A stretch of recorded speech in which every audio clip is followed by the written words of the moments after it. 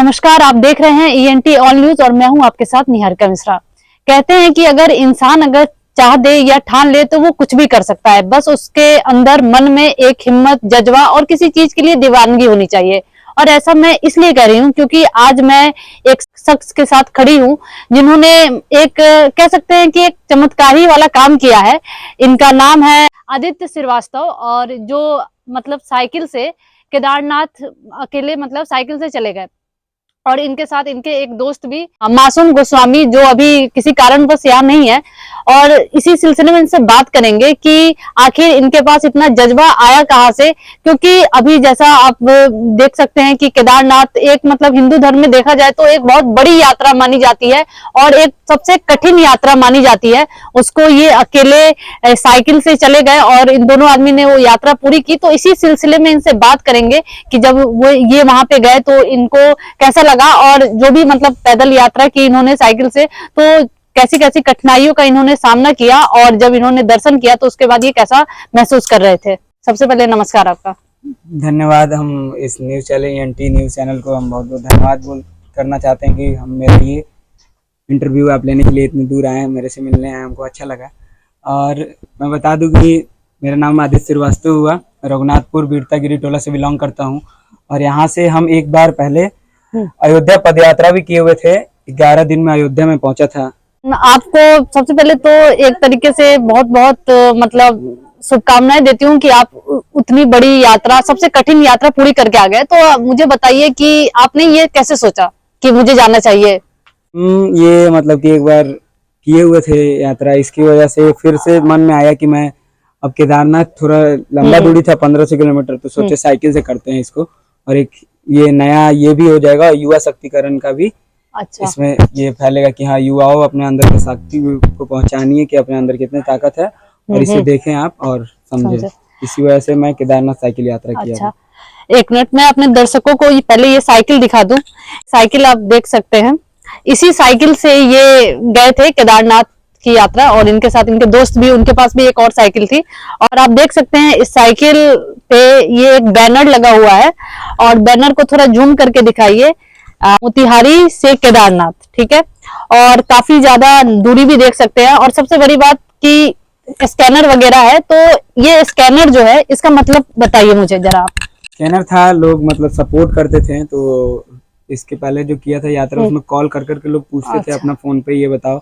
उस टाइम मैं स्कैनर नहीं दिया था, तो सोचा कि इस यात्रा में दे दूंगा और उसकी वजह से लोग कम कॉल करेगा और स्कैन करके ही मेरा सपोर्ट कर देगा। अच्छा। और बहुत ज्यादा सपोर्ट मिलने की वजह से बहुत अच्छा से हम लोग का ये यात्रा सफल रहा और हम लोग बहुत कम पैसा लेके घर से निकले थे। अच्छा, तो ये बताइए कि यानी लोगों ने आपको सहयोग किया और स्कैनर के माध्यम से जो भी दान देना था आपको दिया, जिससे आपको काफी मदद हुई। बहुत ज्यादा मदद हुई और इस स्कैनर को और ज्यादा लोग भी शेयर किए, जैसे सनी भैया हो गए, अच्छा, हमारे, और अनिकेत भैया हो गए, अनिकेत रंजन, ये लोग भी बहुत ज्यादा सपोर्ट किया लोग मेरा इस यात्रा में। ये लोग को भी थोड़ा दिल से धन्यवाद। आपके न्यूज चैनल से मैं ये लोग को भी बताना चाहता हूँ कि हाँ, ये लोग बहुत ज्यादा 195% से भी मतलब 110% मेरा सपोर्ट किया लोग इस यात्रा में। हमको अच्छा लगा कि हाँ, लोग है मेरे साथ अभी भी मोतिहारी और बहुत ही जगह, सऊदी वौदी सब जगह से सपोर्ट मिला है हमको इस यात्रा करने में।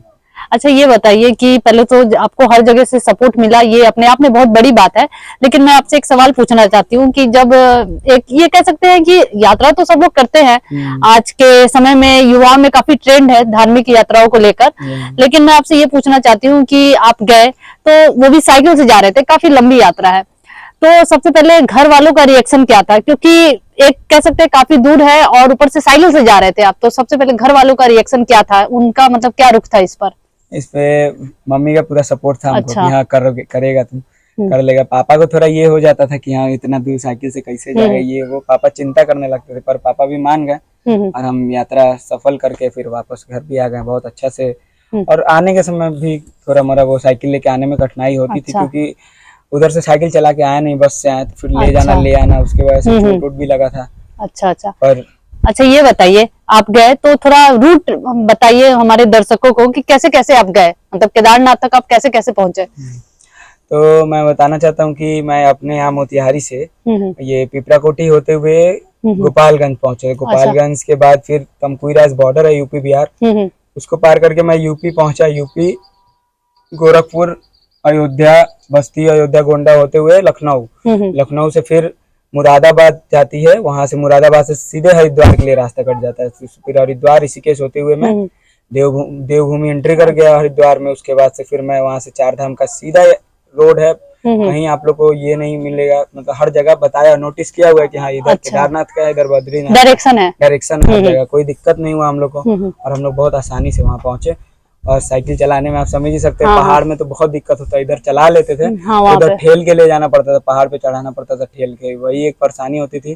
पर उसके वजह से हम लोग का शरीर इतना स्ट्रांग हो गया था कि हम लोग को वो 24 किलोमीटर का ट्रैक जो ट्रैक था, पैदल ट्रैक, वो हम लोग को कोई मतलब की कठिनाई नहीं लगा था। मस्ती मस्ती से हम लोग बाबा के पास पहुंच गए। ये बताइए कि जैसे आप गए तो फिर स्टे वगैरह का क्या था, कि मतलब कहीं तो रुकते होंगे, और उसके बाद खाने पीने को क्या था, ये सब बताइए, थोड़ा साझा कीजिए दर्शकों से। तो मेरा ये क्या कहते हैं कि स्टे जब मैं करता था तो शाम होने से पहले मतलब कि 6 बजे मतलब सूर्यास्त हो जाता है, तो हम लोग 5:30 या 5 बजे करीब हम लोग कोई ढाबा वाबा अच्छा देख के, और वहाँ हम लोग परमिशन ले लेते थे पहले कि हम लोग रुक सकते हैं। तो पर कोई कभी हाँ रात को तो कोई मना नहीं करता था।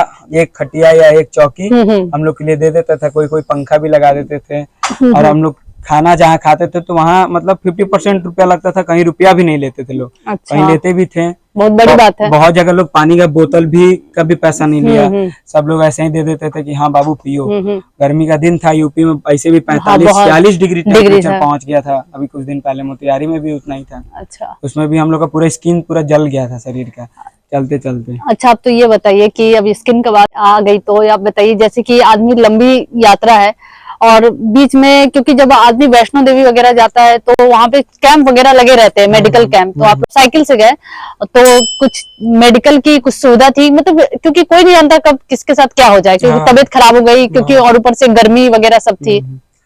नहीं, ये सब तो सुविधा नहीं था। और उत्तराखंड सरकार से मैं यही कहूंगा कि क्योंकि वो दूरी जो है 24 किलोमीटर, वो तो कम नहीं हो सकता है, पर उसमें हर 1 किलोमीटर पे आपको एक मेडिकल कैंप और पुलिस कैंप भी रखना चाहिए। अच्छा, ये नहीं था। इससे भी हम लोग को ये मतलब अंधेरा हो गया जब ट्रैक पे चढ़ने में, तो थोड़ा डर और लगता था, क्योंकि लाइट हर जगह लाइट थी, पर उतनी लाइट जितना चाहिए उतना उस प्रकार का लाइटिंग नहीं था, वहाँ अंधेरा भी था, रास्ते में दिक्कत बहुत हुआ चढ़ाई में भी। और उत्तराखंड सरकार से मैं यही बोलूंगा कि हाँ सर, मेडिकल कैंप और पुलिस कैंप जरूर उस यात्रा में शामिल करें, बेसिक चाहिए। हम हरिद्वार से केदारनाथ तक आप उस चीज को आप ये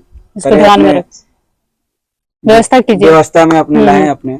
अच्छा, ये तो, और उसके बाद जैसे कि आदमी काफी लंबी यात्रा है तो ये मेडिकल हो गया, पुलिस वगैरह, वॉशरूम वगैरह, क्योंकि जब आप बहुत दूर की यात्रा जाते हैं तो ये सब चीजें एक मतलब बेसिक नीड होती है किसी भी इंसान की, तो वॉशरूम वगैरह का बताइए।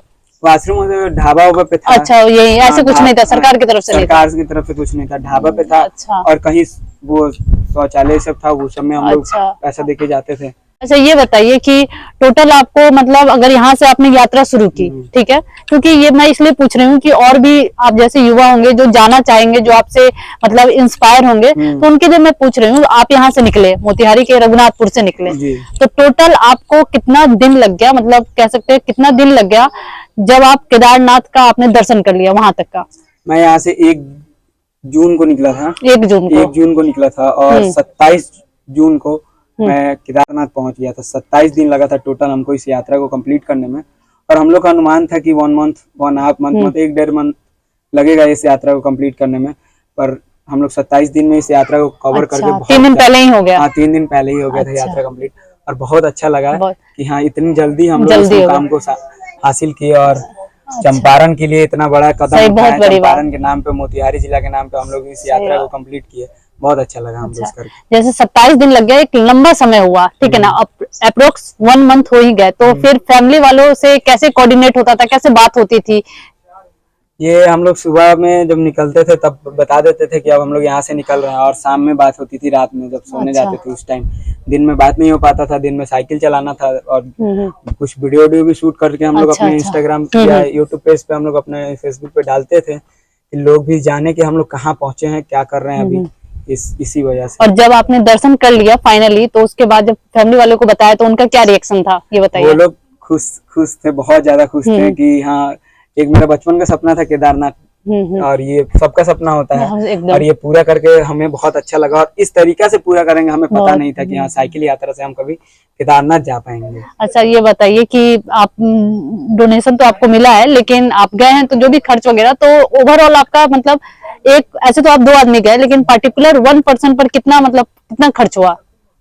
वही 70,000 खर्चा हुआ दोनों को मिला के। अच्छा दोनों को मिला के। अच्छा से दर्शन करके जब आप लौटे तो यहाँ के लोगों का कैसा रिएक्शन था? जिन जिन ने अपने आपको सपोर्ट किया, जिन जिन लोगों ने, उनका कैसा रिएक्शन था ये बताइए। वो लोग भी हमें लेने आए हुए थे छतौनी। अच्छा। और वहां से मतलब कुछ लोग जो लोग हमारे साथ एनी टाइम थे एक्टिव थे हमारे इंस्टाग्राम पेज या ये सब पे, वो लोग हमें देख के पिपरा कोठी से पिपरा कोठी हम लोग को बस लाके छोड़ दिया, वहां से हम लोग साइकिल चला के आए। अच्छा। वहां से यहाँ तक हम लोग को हर जगह लोग मिलके रोक के फोटो खींचना। अच्छा, सेलिब्रिटी बन गए यानी। सेलिब्रिटी।